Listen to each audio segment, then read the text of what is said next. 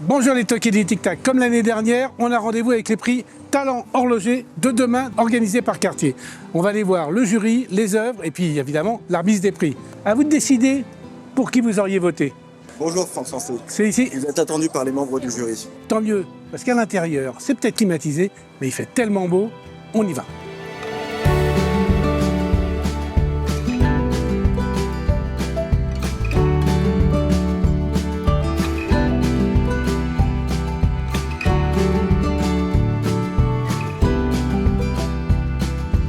Alors on est au 28e prix Cartier des talents horlogers de demain.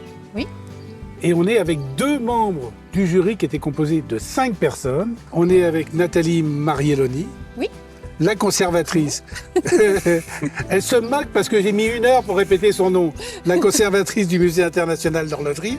Alors ça, tu t'es moqué de moi au début, tu vas voir.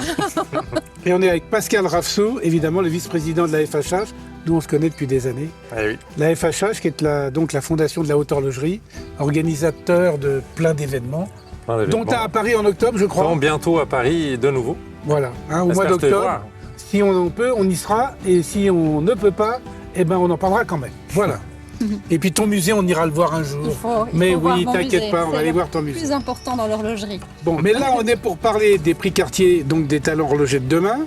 Expliquez-moi en quoi consiste cette compétition et surtout, comment vous faites pour déterminer et pour juger, parce que les œuvres, elles sont toutes sublimes, quoi. C'est le gros problème. C'est C'est le gros problème. C'est comment récompenser ceux qui vont avoir un prix. Finalement, on prive les autres d'un résultat qui est pourtant si proche. Ils sont tellement incroyables, tous les finalistes, que c'est vrai, c'est presque cruel.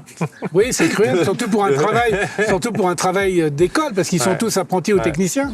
Et il y a un barème. Oui. Alors, c'est des jeunes qui viennent de Suisse, de France, d'Allemagne et de Belgique. Et donc, il y a un barème, oui. Il y a 2 catégories. Il y a la catégorie apprenti, CFC. Donc, c'est des jeunes entre 17 et 20 ans. La catégorie technicien, ils sont un peu plus âgés, mais ils ne vont pas au-delà de 25 ans. On fait un jury en 2 phases. Donc, nous, les 5 membres du jury, on a la première phase qui consiste à recevoir les dossiers qui sont préalablement triés par la maison Cartier. Il faut bien que ça réponde au thème de l'année. On les juge sur le réalisme du projet, à savoir qu'ils n'ont que 80 heures pour réaliser leur projet, leur pièce physique. C'est peu, hein? C'est très peu, c'est extrêmement peu. L'originalité de leur idée, l'originalité du concept, donc c'est le concept technique, parce qu'il y en a des qui inventent quand même des complications. C'est déjà... Ils ont 17 ans ou 18 ans, ils inventent des compliques. Et ils ont beaucoup d'audace. C'est fou. Hein. Et ils ont beaucoup d'audace. Et on juge aussi la qualité du dossier et leur motivation qui transparaît dans ces dossiers. C'est dingue, ça. C'est dingue, ouais. Donc cette année, on a eu 33 dossiers qui nous ont été transmis pour la première phase. De là, on a tiré effectivement 6 finalistes dans la catégorie apprenti et 6 finalistes dans la catégorie technicien. Dont un finaliste qui n'a pas pu revenir parce qu'il a eu un petit souci, je crois. Ouais, c'est ça. Donc c'est pour ça qu'on ne présente que 11 œuvres aujourd'hui. Exact. C'est juste. Mais on lui souhaite bon rétablissement. Voilà. Tout à fait. Et quelle est l'origine de ce prix ? L'origine de ce prix, c'est la maison Cartier qui voulait simplement découvrir et donner une plateforme à ces nouveaux talents, à ces jeunes. Et c'est fantastique pour eux d'avoir ce genre de couvrage médiatique. Enfin, pour l'avenir, c'est merveilleux pour eux soit pour se lancer en tant qu'indépendant plus tard ou simplement trouver du travail par la suite. Ça donne beaucoup de respect pour les écoles, pour les enseignants, mais aussi pour les jeunes. Et c'est tous des jeunes extrêmement motivés. Ça fait plaisir parce qu'on se dit que la relève, elle est franchement assurée. Ouais. Surtout, finalement, aujourd'hui, avec une génération qui est digital born, donc ils n'ont pas eu besoin d'avoir une montre au poignet, ou ils n'ont pas, souvent, la plupart, eu des parents qui en ont eu. Et donc, de se passionner pour ce métier, c'est déjà pour moi un miracle, mais d'avoir des jeunes qui prennent sur eux autant pour sortir du lot, pour faire quelque chose qui va être qu'à eux, pour en faire plus. En fait, c'est l'état d'esprit de l'horlogerie et de l'horloger depuis 5 siècles. C'est toujours faire mieux, toujours faire plus, toujours aller plus loin.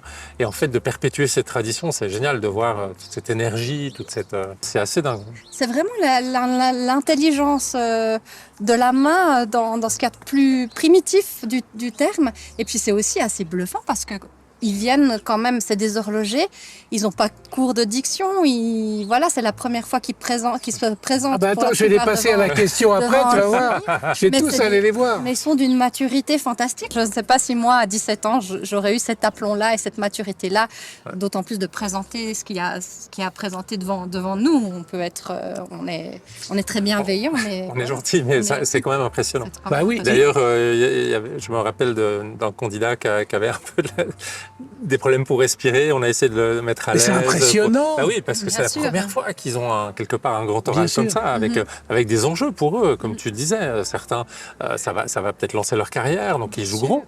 il y a aussi l'enjeu des écoles, parce que finalement, c'est très bien pour les écoles, ça les met en avant, autant les professeurs que les écoles, de pouvoir cibler leur cursus de formation. Martha, qui a eu le prix l'année passée, qui a gagné le prix, elle a fait la une de toute la Belgique. Elle a même eu la Légion d'honneur de Belgique, ça a été loin, de Flandre en l'occurrence, je crois. Voilà, elle a été extrêmement primée dans son pays et c'est une grande fierté nationale maintenant. Donc ça a un impact. Et ils ont le droit de se faire aider par l'extérieur Oui. pour leur Oui. Tout à fait. projet.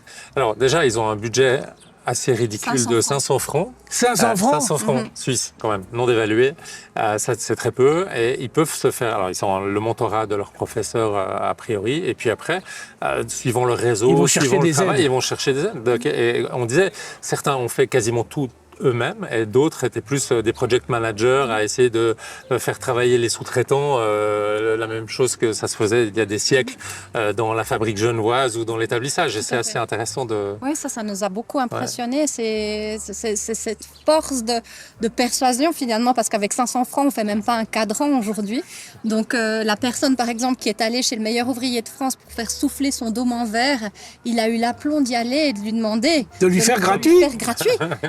Et le mec a dit oui.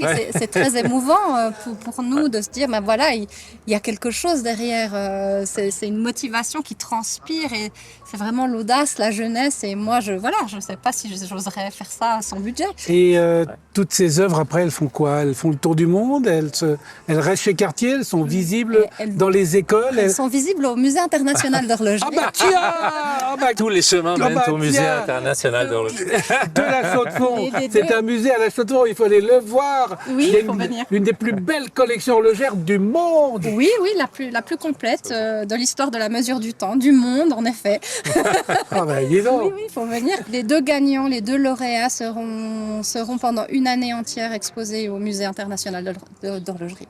Donc toi, Oui. à la Fondation de la Haute Horlogerie, Ouais. sur un truc comme ça, tu bois du petit lait. Ah ben nous, Parce que on là, adore. tu as la jeunesse, Ouais. les talents, l'avenir, la promotion de l'horlogerie, Exactement. toutes les missions de la Bah voilà, t'as tout à fait bien de résumé. la Fondation. Et encore une fois, non seulement je bois du petit lait, c'est tellement rassurant, mais motivant de voir toute cette énergie. Je l'ai déjà dit avant, mais je le répète, surtout cette année sur un thème qui était lisons le temps autrement. Oui, c'est la lecture d'équilibre. Voilà. du temps autrement, changeons d'équilibre. Ouais. Imagine-toi, à 17-18 ans, la philosophie, ça vient un peu plus tard, ça vient à nos âges.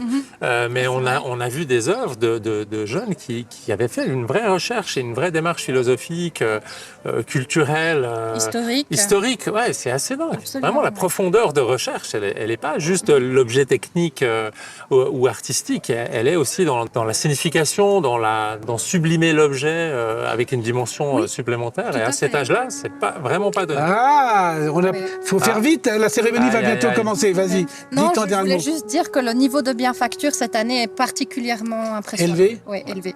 Bon, là, on Vraiment. entend les corps suisses. C'est magnifique.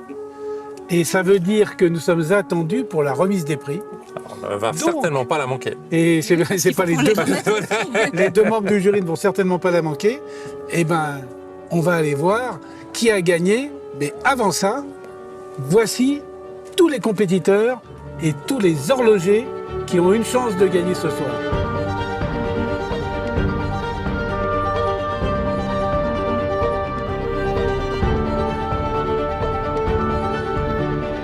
Première étape, évidemment, on va aller voir les œuvres créées pour la catégorie apprenti. Premier talent qui inaugure la présentation des œuvres, Édouard Nicot, qui nous vient en direct live du lycée à Morteau, Exactement, Edgar Faure, ouais. et qui nous a fait une œuvre. Comment tu as conçu cette dualité des opposés? Donc c'est une horloge de table à sujet qui reprend tous les codes classiques de l'horlogerie qu'on connaît, mais qui les réinterprète. On se rend compte que sur cette horloge, que l'aiguille est immobile et que le socle devient cadran. Puis en second temps, j'ai essayé de personnifier cet nouvel équilibre qui naît du contraste entre le mouvement qui travaille et qui s'use à donner vie à l'horloge, et quant à elle, la panthère qui somnole et qui profite du temps qui passe. Et donc elle fait un tour complet de la crémaillère en 24 heures. Donc à l'œil nu, c'est presque imperceptible. Les minutes, Ouais. oui, ça a été... de base, je devais rajouter un chemin de fer. J'ai malheureusement pas pu le faire. Oui, mais quand on a le temps, on s'en fout des minutes. Exactement. T'es d'accord? Exactement. Donc là, la panthère, tu vois, elle dort. Donc moi, ce que je remarque en tout cas, c'est que tu es à fond dans les codes quartier. Mais est-ce qu'il y a la signature secrète dans la barre du 5 du 7? Ah, malheureusement, j'y ai pas pensé. Peut-être pour ma future création quartier. Bon, bah voilà, vous avez compris, il y aura une future création quartier dans les années à venir, et ce sera Édouard qui la fera. On espère. On passe à une autre création. Alors, on passe de Morteau à Neuchâtel en un quart de millième de seconde. C'est la magie de la vidéo. Et toi, donc, dans quelle école tu es? Moi, je suis à l'IHC, à Couvet, de chez Cartier. Et tu nous présentes l'aube fragmentée. Donc toi, tu as une lecture de l'heure par miroir, ça je le vois d'ici. Alors explique-moi un peu comment ça fonctionne. Vu que l'heure est inversée, j'ai inversé le cadran. Comme ça, on doit chercher l'heure. On mène une enquête, quoi. Ouais. En plus, elle est en équilibre. Et j'ai mis les vitraux, star ancestrale, pour qu'à chaque partie de la journée, on ait une couleur différente qui se reflète sur le cadran. Et les vitraux, c'est toi qui les as faits tout seul? J'ai fait avec ma tante. Bah dis bonjour, bonjour Tata. Hello. Elle s'appelle comment? Claude. Elle est en formation avec Vilma Besson. Elle fait aussi des photophores en vitraux, du coup. Puis je les ai vus chez moi un peu partout.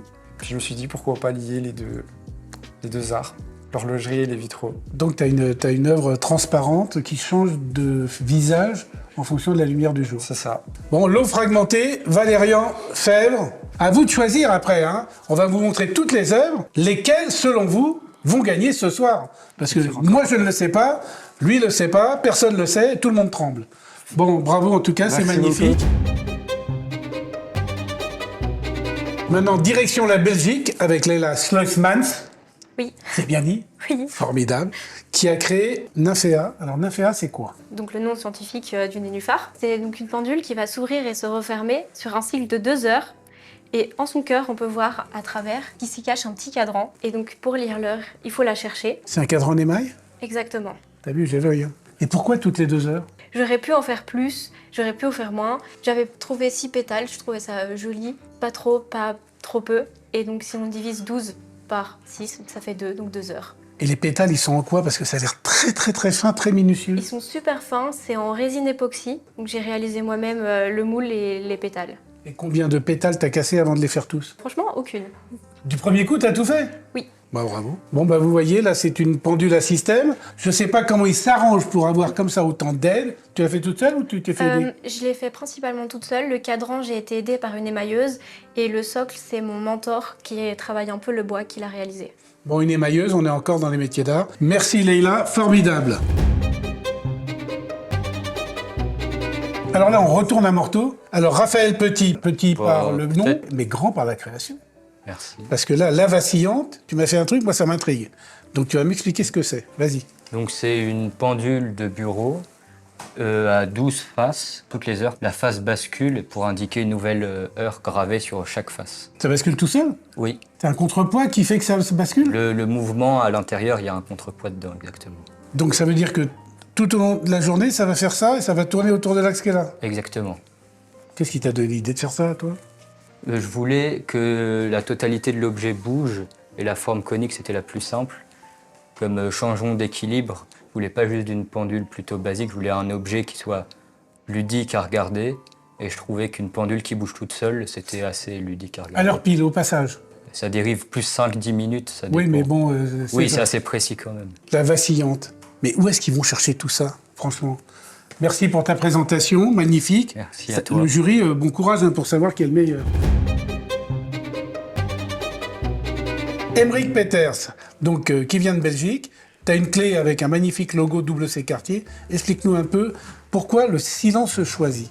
Alors le silence choisi parce que les deux aiguilles sont comme tombées à 6 heures et quand on tourne la clé dans ici le socle en bois, les aiguilles révèlent l'heure qu'il est actuellement.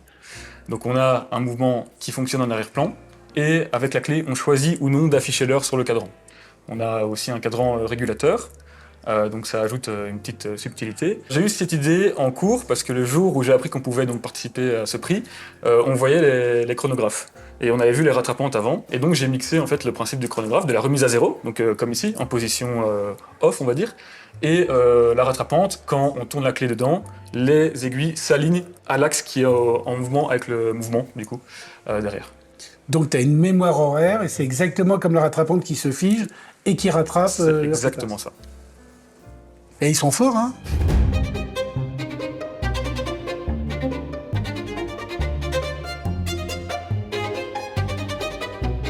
Bon alors voilà, là on a vu les 5 de la catégorie apprenti, nom que je vais immédiatement rayer avec un gros feutre pour mettre catégorie expert, parce que ce qu'ils ont fait là, franchement c'est bluffant. Chacun dans leur domaine, chacun dans leur vision du temps, c'est bluffant et donc là, derrière moi, il y a la future graine des maîtres horlogers de demain.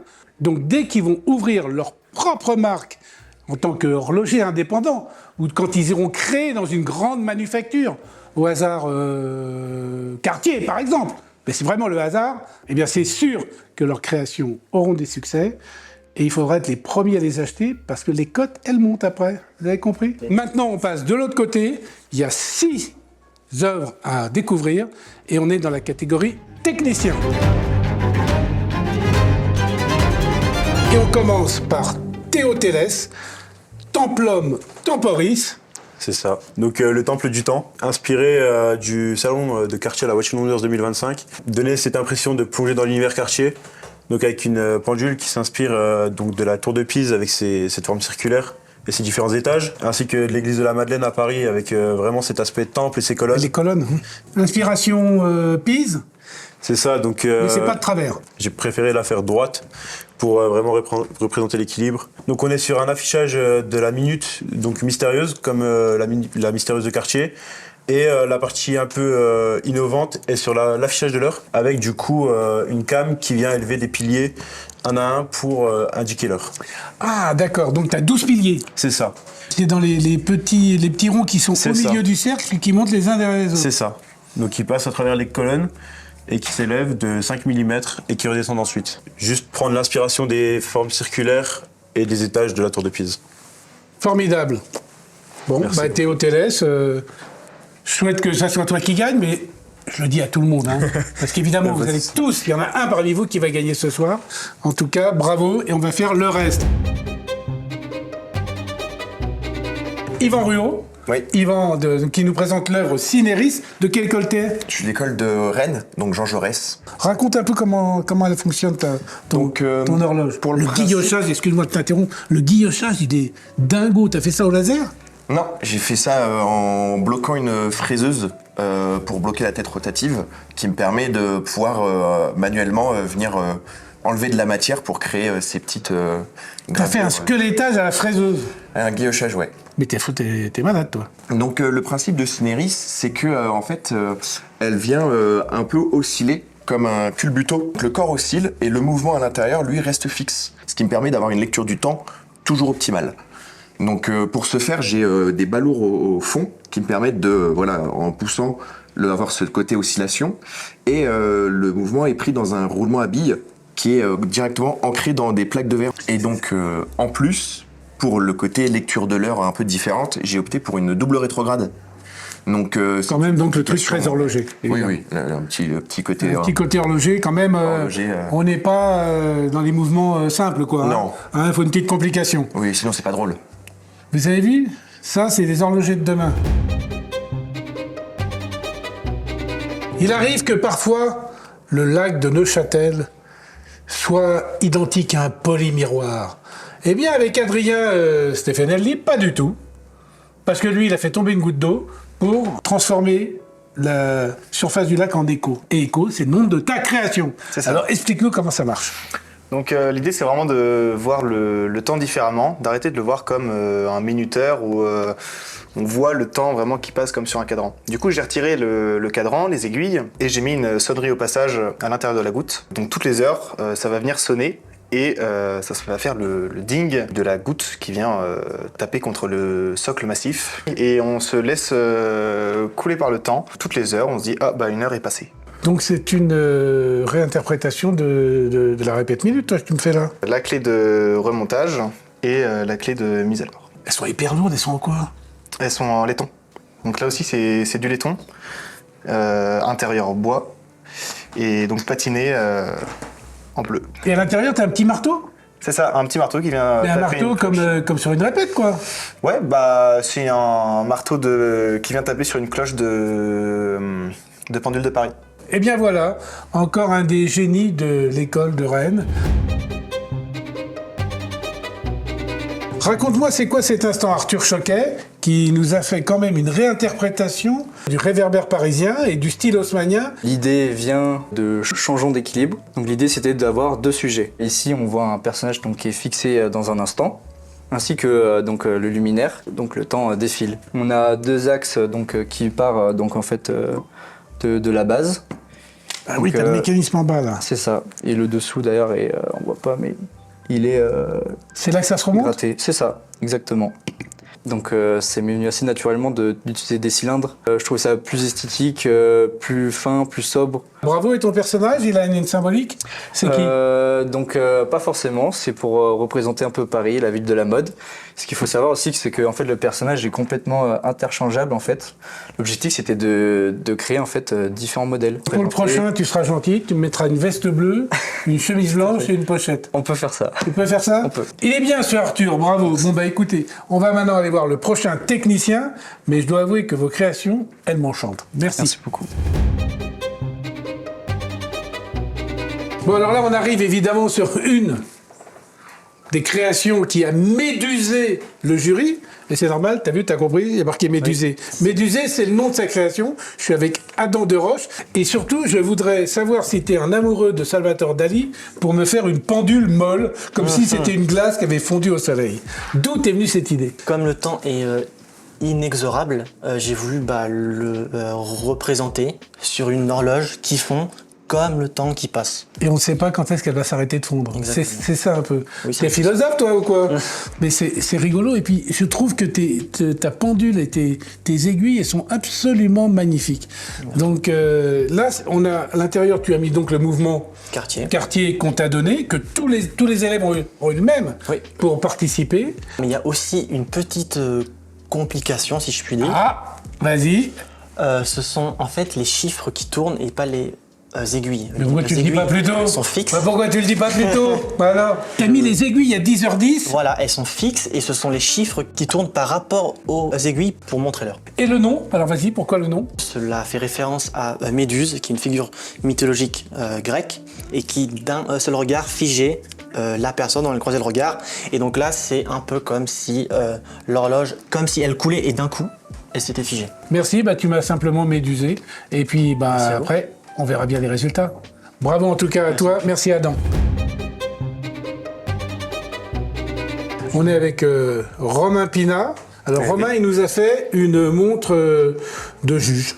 Exactement. La montre de la justice, tu nous as fait, toi. Exactement. Avoir une sorte d'allégorie, mais c'était plus avoir vraiment le côté scientifique et horloger, mais aussi la mesure du temps. Mais c'est surtout pour avoir vraiment un contact humain avec l'objet. Il faut poser un poids. On a tout un système de rouage multiplicateur. Et vous avez une trappe, du coup, qui est juste à l'avant, qui va venir se lever et voir le cadran. J'ai inversé la grande aiguille des minutes pour les heures et la petite pour les minutes. Pourquoi faire simple quand on peut faire compliqué, hein? Exactement. On se casse pas la tête, on fait juste un truc ultra compliqué, on donne une nouvelle interprétation du temps avec une balance. On s'attend pas du tout à une balance, à avoir un balancier, oui, mais une balance.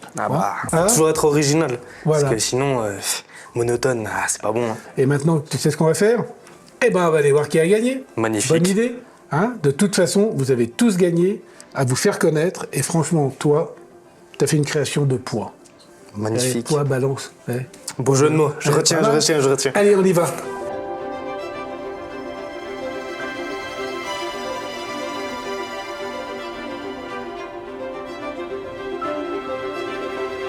Ça a été vraiment très difficile cette année de vous départager.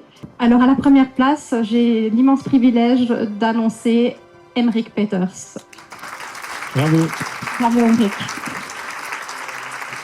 J'ai invité Martha Mazier, la lauréate de l'année dernière, pour sa création La Reine du Temps, qui va nous rejoindre pour quelques questions que je vais poser entre le nouveau et l'ancien lauréat. Je suis très fière de lui parce qu'il a beaucoup travaillé. Ça donne une certaine crédibilité et légitimité à notre travail et ça c'est incroyable. Je suis très content de représenter la Belgique aussi, du coup avec Martha, pour la deuxième fois consécutive. Je suis content d'avoir décroché cette première place.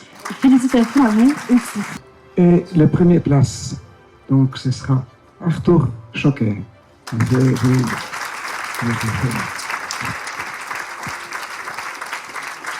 J'invite Hugo Mandrillon, qui est le lauréat de l'année dernière, à nous rejoindre sur scène. Félicitations, très impressionnant. Remets toujours en question ce que tu fais, t'arrêtes pas ici. En fait, l'objectif à travers cette pièce, c'était de créer une forme de poésie. Le fait d'assembler, de voir que sa pièce fonctionne, c'est de la fierté, c'est un peu aussi s'encourager et puis continuer, bien sûr. Merci beaucoup à vous deux. Et parce que cette aventure ne s'arrête jamais vraiment, la Maison Cartier ouvrira dès septembre 2026 le prochain appel à candidature pour la 29e édition du prix Cartier Talent Horloger de demain. La maison ouvre désormais son prix à son second métier fondateur qui est la joaillerie. Les candidats auront notamment à interpréter un thème commun aux deux disciplines, autour de la faune sauvage Cartier.